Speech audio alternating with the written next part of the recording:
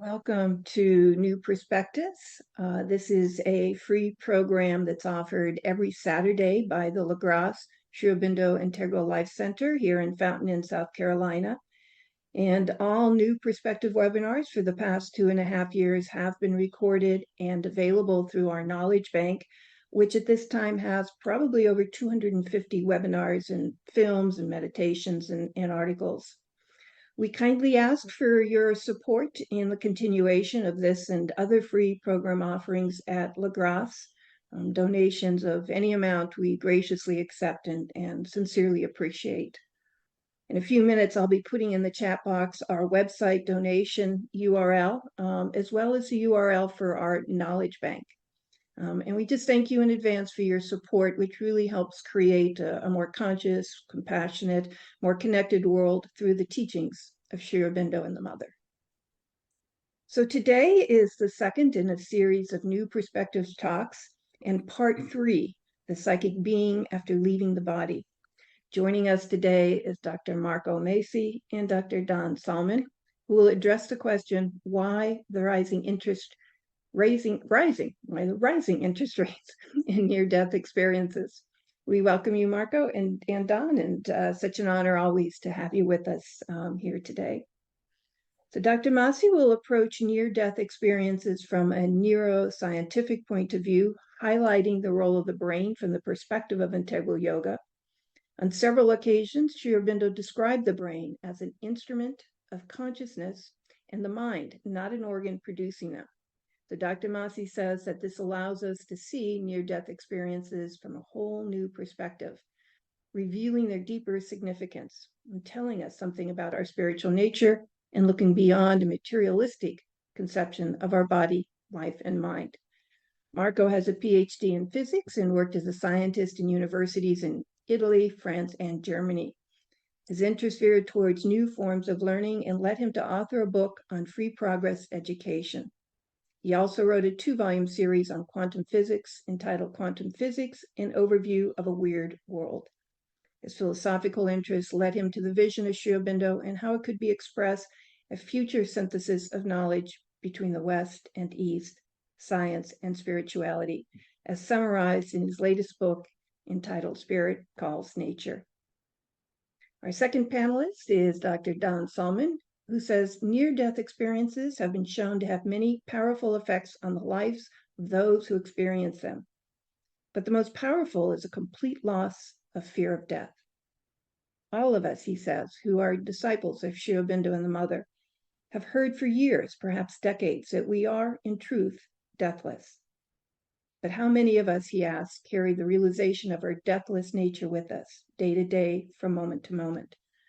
What can we learn from near-death experiences, integrating the neuroscientific knowledge Marco is presenting with the truth that we are not a death-bound littleness, that we can apply in a very practical way to our daily lives? Don worked as a professional pianist-composer in the 1970s and 80s in New York City, performing with dancers, actors, and fellow musicians, as well as composing for theater, dance, and movies. He then worked as a clinical psychologist for over 25 years, conducting research on lucid dreams and the use of mindfulness in the treatment of pain. Over the course of several decades, he has studied and practiced meditative and contemplative methods from various traditions, and with his wife, Jan Maslow, has written a book on the yoga psychology of Sri Aurobindo and created several online courses. So today, Vladimir will moderate the panel discussion, and as always, there will be time for Q&A towards the end of the webinar. So Vladimir, I'd like to go ahead and hand it over to you at this time. Thank you, Radha. Thank you, everyone, for joining this very important continuation of our series on, we started with the birth, with the beginning of life, and then we went through the life and the stages of life, and now we are coming to the end of life. And this is the big question: why is there rising interest in near-death experiences? Because I guess we are becoming more aware that our life is not just the temporary event in the physical body, which ends with nothing or darkness, and that's it. And the answers from religions are also not very satisfactory in a way. So we need to dive deeper into the psychology, into the scientific discoveries. And here we have with us the most learned scholars who studied these topics quite intensely. So I am very happy to kind of propose in this format we will do. Maybe we will start with you, Marco. 10 minutes, you will give your overview, and then Don will take his time for 10 minutes to present his view, and we generate the discussion. What do you think? Is it good? Great. So without further ado, please, Marco, address the audience. Yes, thank you very much, Vladimir. Thank you, Rade, for having us here, because this gives me an occasion to see and to look upon this phenomenon of the so-called near-death experiences from a little bit different perspective than we are accustomed usually. What I mean by that is that we here in this context, in the integral yoga community, and more generally in the spiritual yoga community, I think we have a almost privileged perspective on this topic, because we have a teaching from Sri Aurobindo and the Mother that tells us that we are more than just a brain. And this is something very deeply engraved in our society, I think especially Western society, but it's now becoming also in Eastern societies, that everything is reduced to molecules, to chemistry, biochemistry, neurons, brains, and so on. And also these near-death experiences are interpreted almost exclusively from this standpoint, also by those who have a spiritual opening and open mindset, so to speak. And the privilege that we have is that we have a different perspective from the point of view of integral yoga that tells us that we are more than just a body, which is also the brain is part of the body, and eventually, if someone believes in it, a soul. Yeah? And we imagine these near-death experiences as just the soul detaching from the body, and that's it. You know? Whereas if you look at the things from this perspective of the integral, I call it cosmology, it's my wording, integral cosmology of Sri Aurobindo, where you have these planes and parts of being. It is a bit more complicated, but also much more insightful.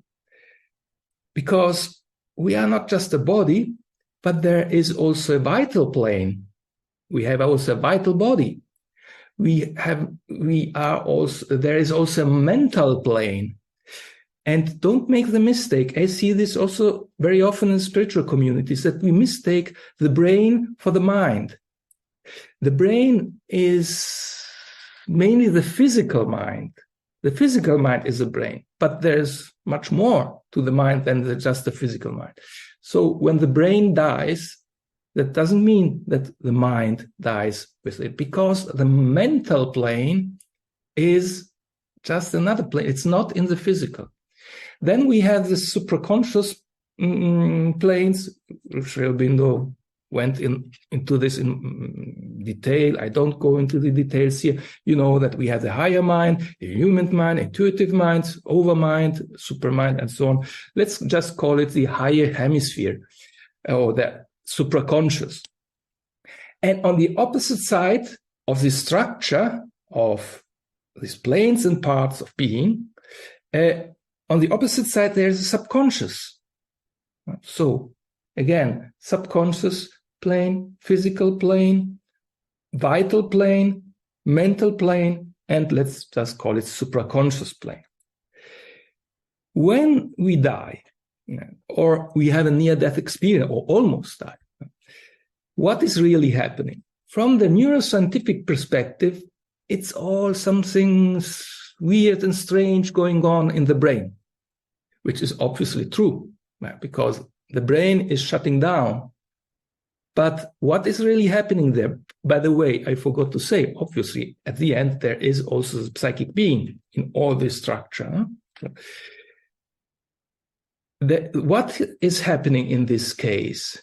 We cannot just reduce it to the brain. We must think a bit further. And we must, when we are speaking now, our brain, through the senses and the organ on our body, is in contact with the physical plane mainly, at least on the surface consciousness, on our ordinary waking state consciousness, we are in contact with the physical world.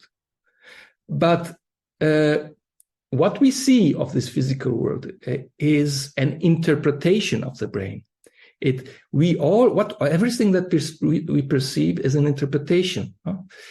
And the same thing fits when we have this near-death experience and the brain detaches from the physical plane and gets into contact with the other planes. And at that point, this interpretation still is going on. What we are perceiving then is something that is partially made up by the brain, partially made up by the mind, but it is not that thing. Which is not to say that near-death experiences aren't valuable. They are very valuable. I believe they have their occult and spiritual meaning.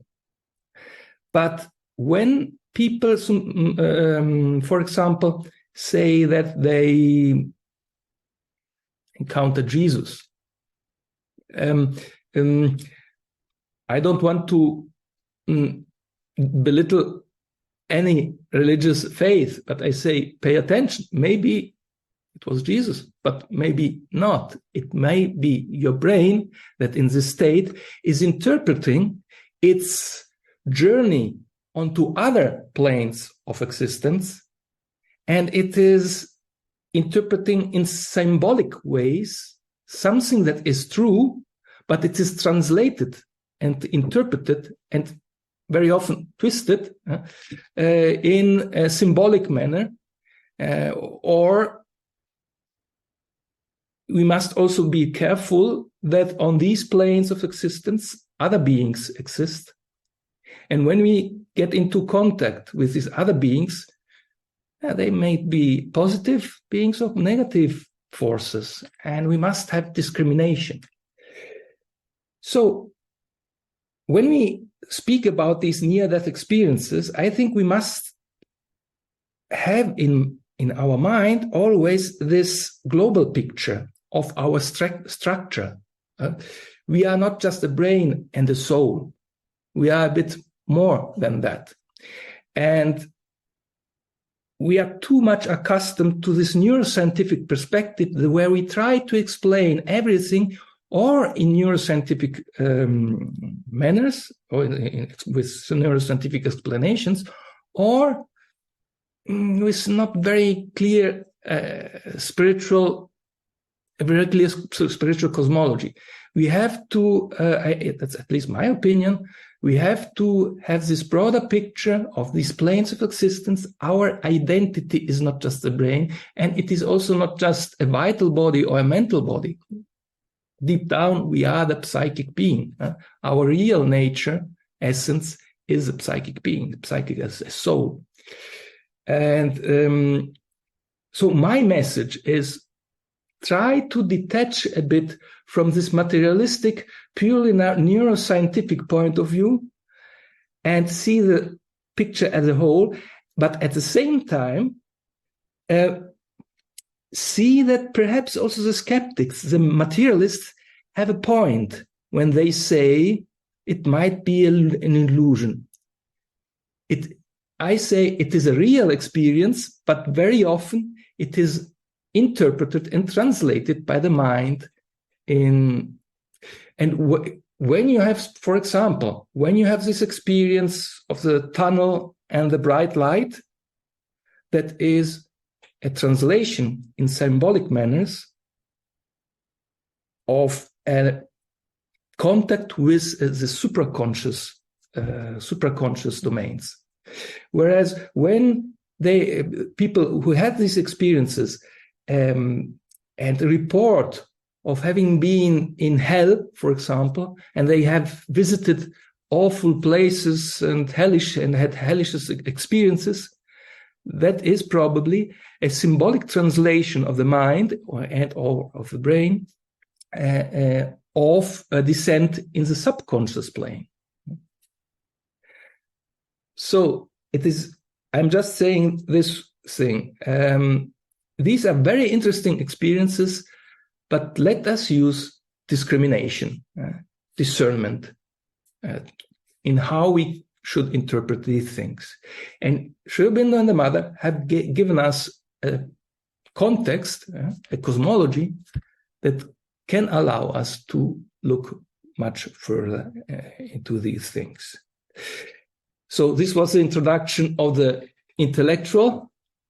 I guess that Don will have to tell us much more interesting things from the heart point of view, because indeed these experiences change completely the life of the people, because deep down at the subliminal level, here I should have introduced the subliminal, there is also the subliminal level. At the subliminal level, they know that it was a true experience and they had a real contact with something very concrete and spiritual, and that changes their life. But in any case, I hope that this frame will give an intellectual underpinning to what Don is going to say. Thank you, Marco. I can feel as you're talking, I'm sure Vladimir, after I stop talking, is going to help us bring out so many different things. I think as I'm talking, I should probably say this first. So I'm coming off the 7th day after a major surgery. You may not be able to hear it, but my lips were numb. A benign cyst was found in my tooth that could have, if untreated, led to difficulty breathing or death. So I figured I was invited here. I should schedule surgery a week before in case I might have a near-death experience to talk about. No. So jumping, anyway, I get very cold. I'm very weak right now. So this is all to kind of post-surgery self-protection. So with that, the extraordinary power and impact of near-death experiences is both for the world and for each of us as individuals. We can choose to see climate change, wars, worldwide polarization, increasing authoritarianism as terrible, horrible things and get depressed about it. Or we can go with Mother and Sri Aurobindo and say, we are in a time of transition. We have to wake up. We have to wake up. And the NDEs, near-death experiences, are Mother's way, the Divine Mother, at this time of transition, to give us the faith, the Shraddha. That's the faith of the soul, not the mind. The deep faith that, as Sri Aurobindo has said, not someday, not some lifetime, but at this very moment, right now, there is that in us which is fully awake and aware. We don't pay attention to it. So I'd like to invite you first to close your eyes. Bring your attention down into the heart and the belly. Let your breathing slow down. Take a few long, slow belly breaths. And I invite you not to make any effort. Do not strain to concentrate. Do not make an effort to understand mentally these words, but just to look. What is it at this moment that is awake and aware? What is it in this moment that sees through your eyes, but the eyes do not see? What is it that hears through your ears, that thinks through your mind, that the ears do not hear and the mind does not think? What is it at this moment that hears these words feels the sensations of what your mind labels as the physical body, sees as this apparent separate screen. There is something eternally, timelessly, spacelessly awake, fully, profoundly, vastly, luminously, blissfully, joyfully awake. As you open your eyes, do not come back to your normal, okay, so here I am in the body, blah, yada, yada, yada, da, da, da, da, da. Remain connected. There is this all-pervading presence with which at this moment you will not one day become one with. You are one with this. I'm going to talk about two things quickly about the effect of the pressure of the supramental force in the world, and how that relates to NDEs, and how it relates to how NDEs call us to wake up, to prepare for our own deaths. We almost always hear in presentation of the integral yoga about the psychic being. Marco mentioned it. I want to mention the importance of the self.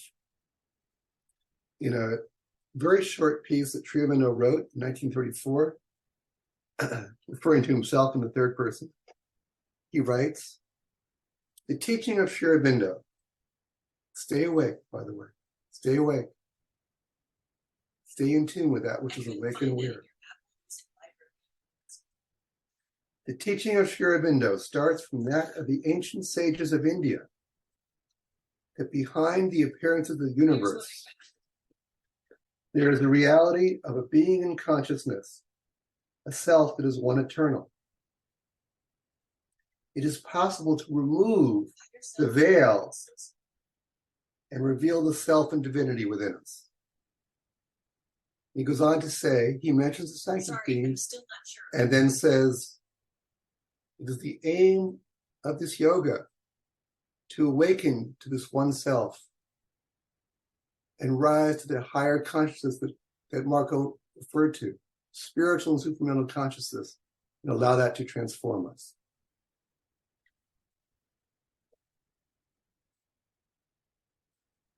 Staying connected. Oops, frozen again.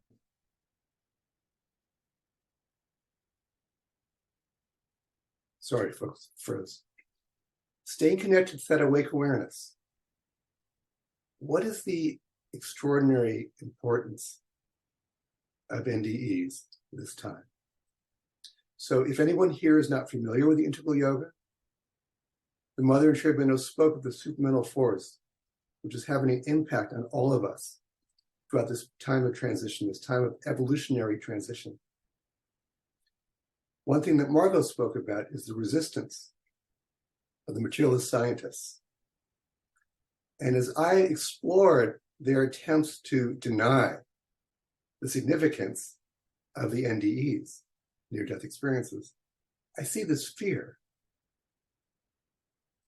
this absurdity when a woman is flatlined, near death, and she reports going out of her body, around the corner of a building, seeing a sneaker on a ledge that no one knew was there, and describes it perfectly. And you read the desperate attempts to say, maybe someone told her about it, maybe later she looked at it.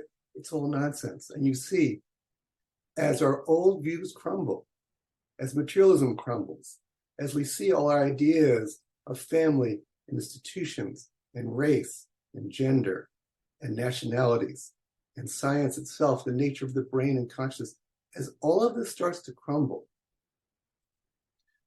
once again, we can choose the path of fear and try and hold on, or we can wake up. Some of the most powerful proofs, undeniable, indisputable proofs, that we are more than the body, that we are more than the mind, can be found in the NDE literature. Rather than telling you of those accounts, I'm going to invite you to stay awake, have faith in the possibility, as I described to you on the individual level, why this is so important to us. When Mark and I were speaking to Vladimir the other day about this, he was saying that One of the most powerful things NDEs have to teach us is that we can prepare to be conscious of the transition from this life to what is beyond into the next life. Now, how do we do that? All traditions have noted, and Sri Aurobindo talks about this at great length, that your consciousness at the moment of death is going to be the primary determinant of what happens after death, right? Okay. So I think many of us think, oh, this is great. So you imagine Gandhi imagine him going around saying, I hate the British. I hate my life. I go to jail all the time. My life is terrible. In the last minute he's shot and he goes, oh, Ram, Ram, Ram, Ram, Ram, Ram, Ram. No. From the moment, right, when he was a lawyer back in South Africa, Ram, Ram, Ram, Ram, Ram, Ram, his whole attention was on the divine. People asked him, how do you deal with, you're constantly arrested and treated abominably by the British? He said, it's a vacation. I have my Ram with me. So in the midst of riots, in the midst of terrorism, in the midst of whatever he was experiencing, at that moment of death, when he was faced with the assassin, what comes up spontaneously?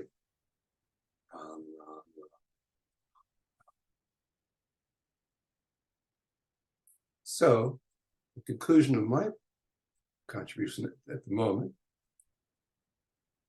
what NDEs are calling on the world to do, and calling on you, each one of you, myself, all of us here, is to wake up and to believe times are different now. Evolution is speeding up.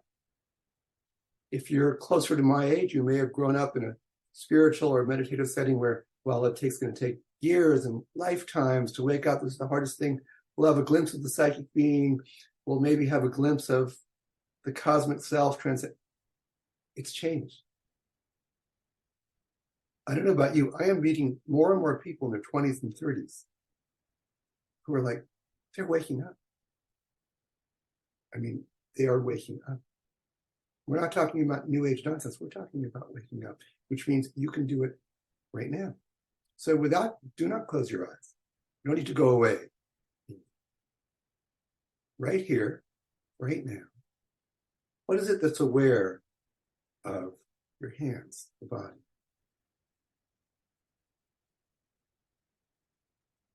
Can you begin to feel what your mind labels as the body? Just bring your attention to your hands. Can you just close your eyes for a second? Can you feel them as energy? Can you recognize in this field of awake awareness that you are in truth at this moment? Can you feel the energy of the hands as alive, as the very movement of consciousness? Can you feel whatever emotions come up? We all have emotions of sadness, negativity, anger, irritation, craving. This is how we perceive this vast conscious energy in our ignorant, unawake state. But in near-death experiences, people come out of them and there's just love everywhere, at least temporarily. And you can, if you don't have the faith of the Shraddha, this can be present right now, at least have the faith in a glimpse. It's possible any moment of the day, especially if you're enraged with someone or faced with a craving. This is a great moment to open to that which is awake and aware in you, to feel the power of this palpable silence, this vast, boundless presence, this infinite stillness which is ever moving. Our mind can't grasp this stillness which is ever moving and ever still. These are the lessons of NDE for the world and for us, to wake up, to wake up, to wake up.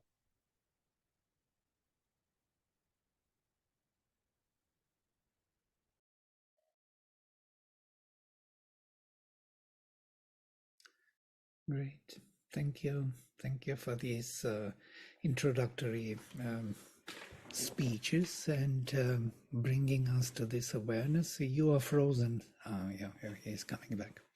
You were frozen in one particular form of waking up. I was going to say, wake up, Don. Wake up, Don. Very inspiring picture. What comes to my mind, just to generate this discussion between you and us, is that the near-death experience is not the same as death. And there is a very fundamental difference between them. Near-death experience is partly something which is happening for us to learn that there is really no death or something. And many people who had this experience, they want to go back. It's an interesting psychological thing. They want to die, so to say. It was so good there. There was no pain. There was light. There was something inviting you, was embracing you, loving you. As you said, love is everywhere. In death, it's a bit different. When this vital cord is broken, really, and we would not know about this unless Mother would describe this to us, because she had this experience with Theon when he was angry and he broke her thread to the vital body. So suddenly she said the earth became heaven and heaven became earth. It all turned upside down. And she says, she said that I knew that I was dead. It is a different thing than exteriorization or traveling through the planes of consciousness, or near-death experience where the thread is not cut yet. You are still with the physical body. You can come back. Yeah? Once the thread is cut, you cannot come back. It's a different story. And you face immediately this transition of the lower vital, which is very dangerous. And there are many creatures and energies which want to rob you. And so that transition is very difficult. The first transition. Yeah. Then later it becomes easier and easier, as Shubintu describes this. The passage through the planes. Yes, you go to the higher vital. There is no more fear. There is no more stress, anxiety. Everything is left behind. So we kind of cross the field farther away. Then we come to the mental planes and we go through the mental. Finally, we are free to rest in the psychic world. So what do you think, what for these near-death experiences are needed? That science should discover something, that there is more to our life that we thought, that it ends with us going into coma? Or what is your kind of, what are your thoughts about it? I'll give a practical response related to what you said about the different planes. I'm teaching sleep now and teaching very much conscious sleep. And many people know about conscious dreams, dream yoga, becoming conscious in the dreams. There's also liminal experience, meaning not what Shubintu calls a subliminal exactly, but in between. And this is very easy to learn. I'm going to relate it to what you mentioned, both of you, about the planes.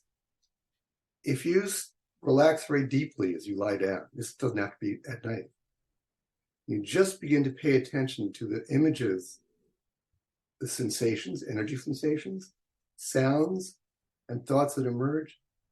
If you persist, you'll find they have a different quality. If you're familiar with the subliminal planes at all, the vital and mental, you start to recognize the images that come begin to have the qualities of the different vital planes. And the thoughts that come begin to have a quality that's different from the physical plane.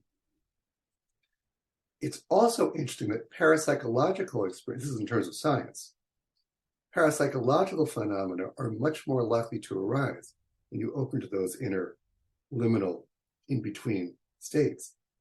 So we have two things. One, you can learn to become familiar with these planes that happen after death right now by beginning to explore very carefully these different levels as they appear, as they emerge, as your mind, surface mind, physical mind, goes to sleep.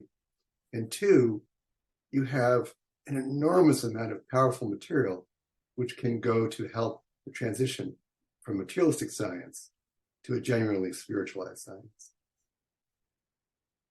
So basically you say that we can train ourselves because coming to the conscious sleep can develop the faculties in the subtle world, which will help us later to discern how to proceed to recognize different levels of consciousness and so on. Yes. Right. By the way, Sri Aurobindo recommends the same. So Marco, please. Yeah, I would like to answer a bit to your question, what these NDE experience, these near-death experiences might mean for science presently and for the future. Because indeed, I think already now we are seeing that all these reports of near-death experiences are mounting, especially nowadays that we have the internet, the social media, and so on. There is obviously also not a technological advantage today. But all these reports are mounting, and you can see clearly how the skeptic, the scientists who don't believe in these things, feel the pressure, feel that they have to say something, even if they in reality they don't want to say anything about that because they consider it not nothing valuable from a scientific point of view. But you know, it is when only few people say something, they are usually ignored. When a bit more people say the same thing, then they are attacked. That's what Gandhi said. And when the number of people who report about these things go beyond a threshold, then I think it will be finally accepted. I think we are in the midst of the second and third phase, actually. And I think there is an opening now. There are many scientists, even still a minority, who are open to this and are also studying these things. And so I think that there is a great progress in this sense. You can see in science fiction movies, actually, these topics become so dominant. So many movies about, after death experiences, spirits coming, possessing the body. It becomes a norm for our thinking in literature and movies. Quite interesting. What we need are the psychologists and physicists to collaborate. Do you know, among all the skeptics, by far the worst are those in my field. I don't know if you've ever heard of physics envy. Psychologists tend to feel like, well, are we real scientists? It's kind of, the quantum physicists have this precise, they've changed the world. Psychologists, what do we do? So I've noticed, 70% of physicists accept parapsychology as possible. 50% of biologists. It's about 30% of psychologists. And you made me think of Susan Blackmore, is one of the world's famous skeptics. She had an out-of-body experience about 40 years ago, and she did research on it. Her research failed, so she decided it couldn't be true. Right? So over the years, it's interesting to watch. Let me get myself back here. Okay. Watch. She has kept changing. And I think as near-death experiences get more and more powerful, and as, Marco and I are collaborating to some extent on, discovering. Marco's wonderful at devil's advocate. He plays a great materialist, and he's good. He catches all of my mistakes. I love it. It's great. He's really good at it. Good humor about it. As we collaborate and begin to find ways to talk to my intransigent psychologists, the mother once called them intransigent positivists, the ones who are dedicated. This is changing. Yeah, Mario, you're right. It's changing. You think there's it is more changing? openness among psychologists and physicists. No more in physics, I think. Yeah, the voice is breaking. Do you think it is changing because we are moving what Sherbindo calls into subjective age, closer to this, and people become more aware of this? I don't know. But I think Marco, if you turn on and off your video, you're frozen. What I found works. You there. You'll unfreeze. Anyway, to answer Vladimir's question, yes, I think ultimately it's the effect of the force, on the deepest level. But on the surface level, Marco said it's the internet. But also, I'm not sure if you mentioned, we have better and better technology. So people are being revived at later and later stages. So even 10 years ago, where people would have died, they're being revived and they've moved further and further away from the Earth plane. And they come back and they report things. Or, the out of body, they see things. We didn't mention it yet today, maybe, I don't know if Vladimir did last time, but for people who haven't read about this, sorry, I'm gonna, okay. For people who haven't read about this, there's thousands of accounts where a person, their brain is flatlined. They sometimes have noise-canceling headphones. They can't be bothered by the surgery. And they report conversations in the hallway that the doctors can't hear. Now, if you're not a dedicated religious skeptic, you say, oh, okay, that proves it. If you're a psychologist who's a skeptic, you say, well, the biggest one is fraud. Maybe someone told them what they were saying. Maybe someone told them about this new thing. But right. Vladimir, this goes back to your point that this is part of the going to subjective age. People feel this and they're afraid. Yeah.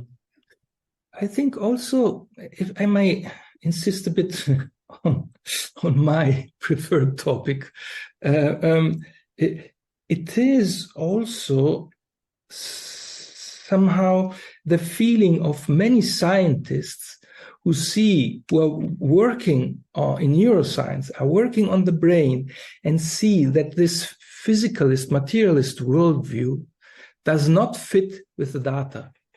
It does not. There are a lot of things in the brain function that are not explainable inside this purely materialistic paradigm. And I think that the near-death experiences it's not the only thing, but there are also other things, but it is one of the things that are contributing to the idea that perhaps we are not just only our brain. Because these near-death experiences are extremely difficult to explain only in purely neurological ways. And if these reports are mounting also among neuroscientists, they know that there is this theory, dualism or other forms of spiritual understanding of our essence and so on, but they usually don't accept it. But these phenomena are telling us there's a message also of nature, so to speak, of Prakriti. I am not what you believe that I am. I am something different. The brain is not what you think. It is not, eventually the brain does not produce anything, but transduces something. It does not produce consciousness, but it is a sort of prism. William James used this metaphor. The brain is a sort of prism through which the light goes through, and you have the colors, but the prism does not produce the light. And if you destroy the prism, also the light does not come through. And the same thing happens with the brain. And I think, yeah. I have a question for you. I'm sure you've read the accounts where a person's brain is flatlined. There's no sign of activity. And how do you see the skeptics? They say, well, there must be something we don't know. Yeah, go ahead. Yeah, here again, we have one of the typical assumptions of the materialistic mind. It's normal, physical mind. The physical mind thinks in these terms. It sees only the physical aspect. And when your body doesn't move, and when I hurt you and you don't move, and you are completely unconscious, we say you are unconscious, but in reality, are we sure that you are unconscious? You may have lost the contact with your body, that is, with the physical plane, but your consciousness might be on other levels of existence. And you might be even more conscious because you might be more in contact with the higher planes of existence up to Satchitananda. So you don't lose your consciousness, you acquire your real identity and consciousness. But the normal scientist looks only at the body and the brain, and then you see this EEG flat, more or less flat. They are never completely flat, because otherwise the brain would be completely dead, and then it's no longer, that's what Vladimir hinted at. It's a near-death experience, so there is still some activity, but it's so tiny that people say, oh, when you are in this flat EEG, or when you are under anesthesia, then you are unconscious. So we are already working with the wrong premises. And when you work with the wrong premises, then you build a theoretical castle on these wrong premises, and that lead you to something that does not fit New discovery. Right, right. So it's interesting when you say it's the physical mind, it really is not a scientific problem. It's really not a philosophic problem. It's a psychological problem. Yeah, exactly. I would just add to connect to what I was saying before. Our skepticism of parapsychology and near-death experiences is a sign of the physical mind. And our lack of faith and our capacity to wake up is also very much the influence of the physical mind. Well, I'm here, I'm this body. I can't be infinite consciousness. Yeah. Great thoughts. Thank you for sharing these things. So maybe somebody else wants to ask from the panel, maybe Radhe, or do you have some? Sure, I absolutely. And I also just wanted to mention Robin Blench, who is with us, will as a panelist will be speaking next week on the Tibetan Book of the Dead. So we've asked him to join us, and also certainly feel free, Robin, to comment or question. But I do have a question for each of you, actually. And Don, I wanted to go back to what you had mentioned, that with technology, modern day technology, we're able to revive that person or that individual for an extended period of time. And maybe it used to be a minute or two, and now perhaps it's 30, 40, couple hours.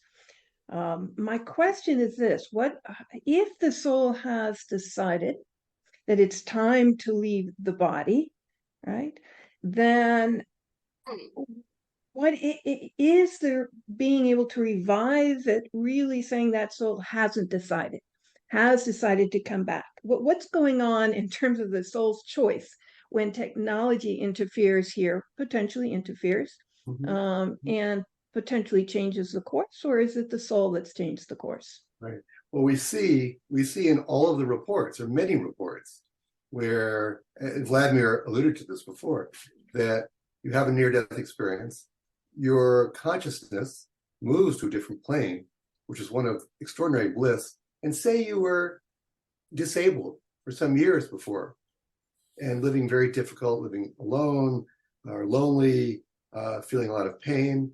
And so your mind, not the soul, your mind says, this is wonderful. I want to stay here. Your soul then comes to you in the form of, say, a wise teacher and says, no, you must go back. So this goes back to Marco. We have these, it may come in the form of Jesus or Krishna or, a teacher you had, this is your soul saying, if I come to you as Mohammed, you may not respond to me. If I come to you as, I don't know, Jesse Jackson, whatever, you're Michael Jackson, you might respond. According to your emotional and mental makeup, your soul decides, right at that point, you need to go back. And it's amazing because I think, Marco, you may have seen this, in terms of timing, the instant the person makes a decision, all the instruments register, like the person wakes up. So I mean, how much in our life, how much, when we come back to practical, how much of our moment-to-moment life is our soul fully in charge? And since it's often not, it's probably not the case when we nearly die. Well, the question was, of course, we are not aware of soul being in charge, but it waits for its experience and wants to finish something. It has something in mind. What is happening on the surface, we are not aware whether it is really the plan of the soul, but most probably yes. So the question was how much technology interferes, prolonging somebody's life, where soul already decides to leave and you're still kept alive in that bed in the hospital, and is it you? Maybe soul already left, maybe somebody else is there altogether, or phantom of you or something. Yes, but I think this is a more general question, not only related to the near-death experiences, but in general. When old people, that time has come, their soul says it's time to go. And we, with our technology, insist in keeping the body alive at any cost. Mm-hmm. It's a delicate issue. I don't have straightforward answers to these things, but we should at least keep it into consideration.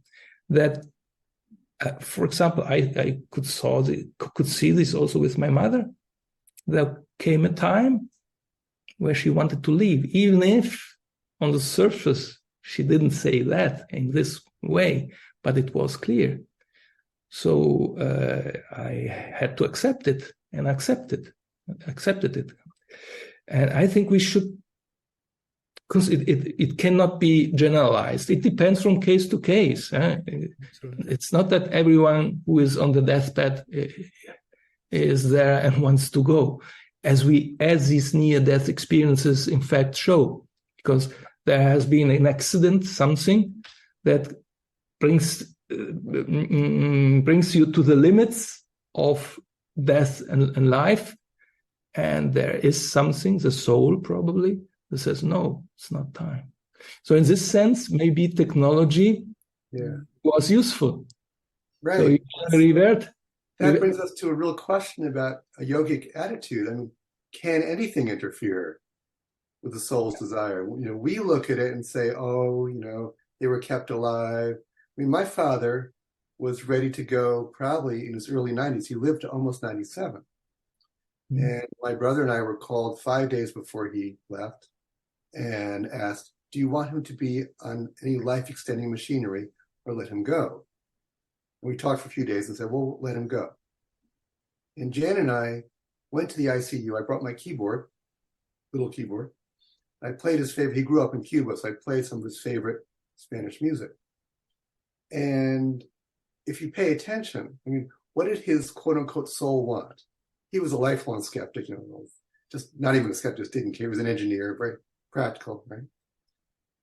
You could feel over the last year, as his mind went, his heart opened. And at times you could feel his psychic being coming forward. If he had died when he wanted to die, a couple of years before, he wouldn't have had this. So he was just pure sweetness. I mean, pure radiance. Jan would walk in and take her hands. Oh, I love you. I'm so happy. This is not my father. So we're in the ICU. And I think Jan and I could both feel the room just filling up with his presence as he's leaving, And his face, I remember his face looking so calm. We were in there about 3 hours. So this question, back to Roddy's question, what did his soul want? What did his mind want? What did his vital want? I take the stance that no matter how horrific and all these, we're all debating around the world, what do we do in terms of medical technology? And Jan and I are getting our, don't do anything drastic for us, right? But whatever happens, does it sound too childlike? Whatever happens, it's mother's will. I sort of take it like we'll be wrong. I mean, this is all part of her plan. Do I sound like a kindergartner? This is all part of her plan in this transition. We wrestle with this. Oh my God, what's life? What's death? Who am I? And we can let go of all that.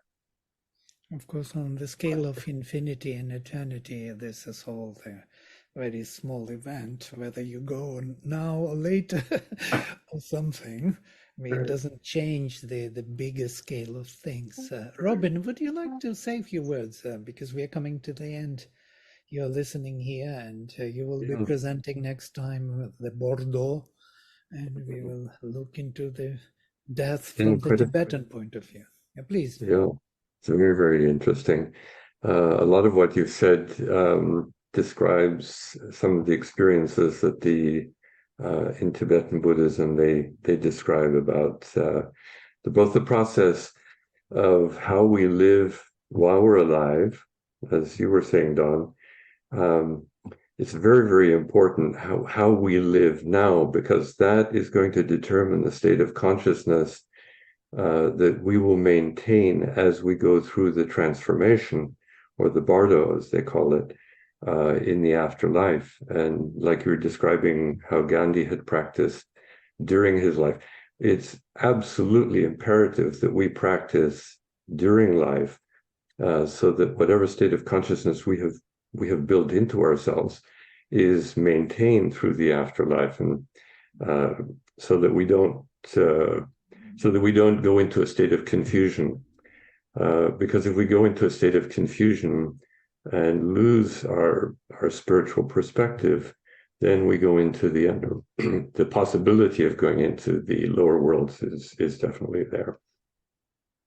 So that's one thing. The other thing I think is very, very important is, as Marco was saying, is the materialism of science that has kind of infected the world for the last couple of centuries. We've denied the fact that what really is most important to all of us is our state of consciousness. That's what makes our life either happy and worthwhile, and worthwhile living, or miserable.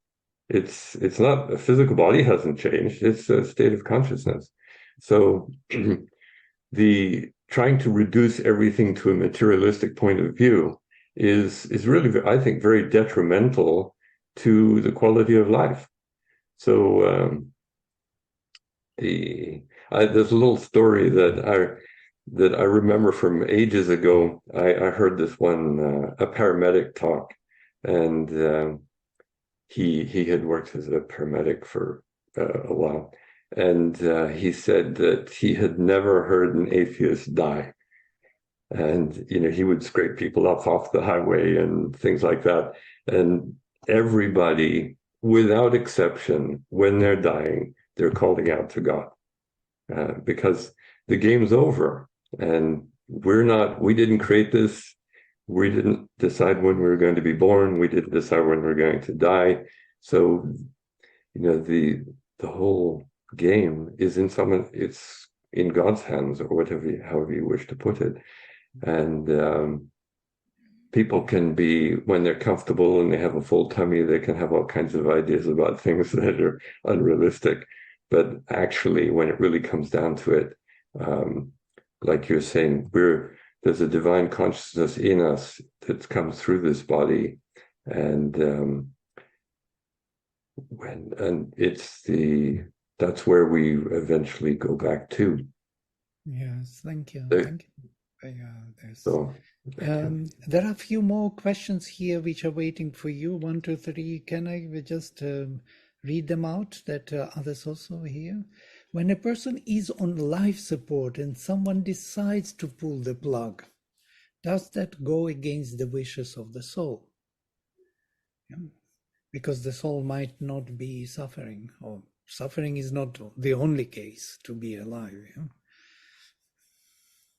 Yeah, I might connect to that, what I said previously.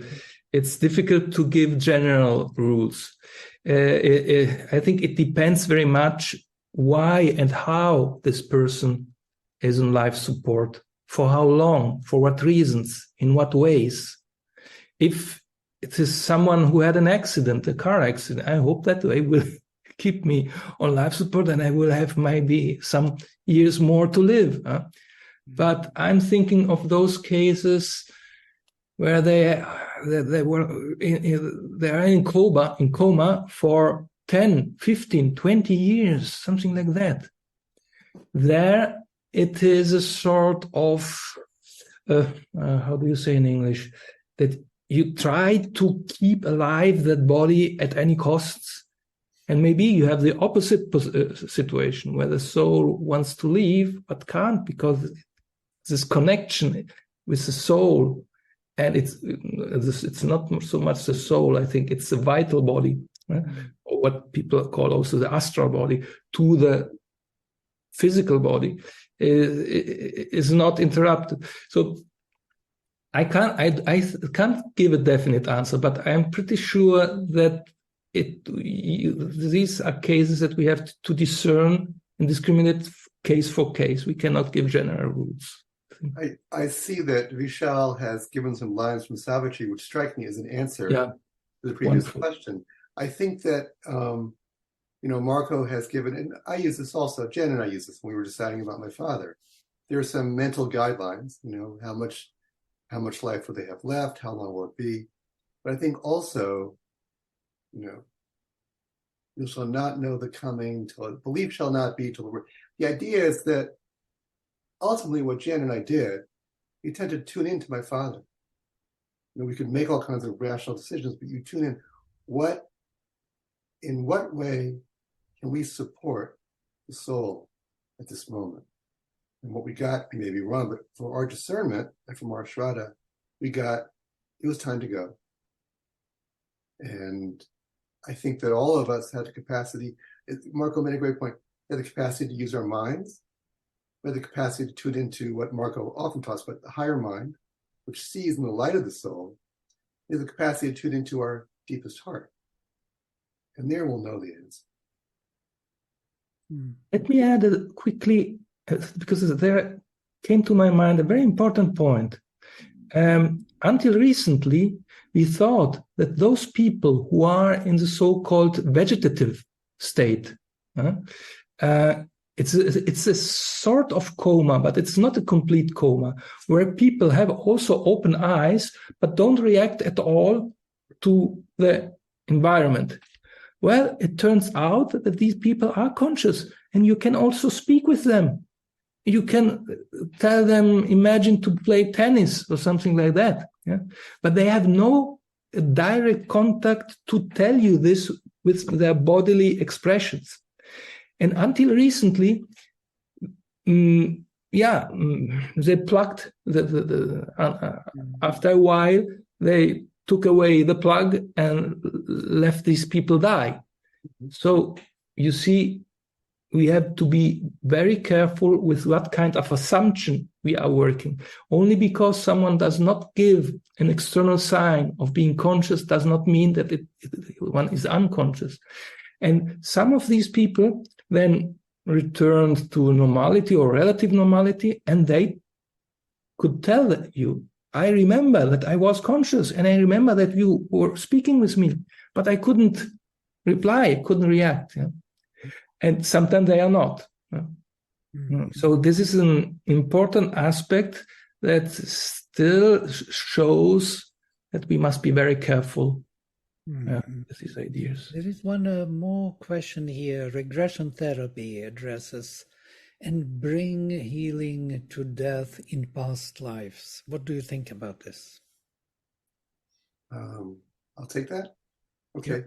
Yeah. So as Vladimir pointed out a few days ago, Mother and Sri Aurobindo have different ideas from what we normally have about memories, how precise they are from past lives. But that doesn't matter for this question. That if you have trauma or pain, and we know this, we've measured this physiologically. We're scientists, but we've seen this very powerfully. if you have any kind of pain or trauma. You may have an image of a past life. It may be from early childhood, wherever it's from. This is going to sound very simplistic, but it's so powerful. When you meet that trauma with acceptance and love, it transforms. And I'll say one more thing. Jan and I are studying with an awakened, non-dual therapist with training in psychology in the Arbindonian tradition. And I've known this for decades, but in working with him and the group for the past year, he is dealing with people going through the most severe Kundalini crises, unbelievable Shakti, tormenting the body, combined with all kinds of traumas, and slowly inviting them first into the self or the psychic being, to the heart, the space above the head, opening to divine grace, and fully going into the trauma, whether past life, whether early life, whatever it is, with love and compassion. The transformations are unbelievable. So you can keep this for all of us, not just traumatized, that when you first open to the mother and open to the self and open to the psychic being, and from that place of strength, don't escape from, go into the pain, into the body. Amazing transformations happen. Thank you. That's good. Yeah. Radhe, would you like to comment on it? No? I'm Robin, good. would you like to comment? Final comments on the whole? No?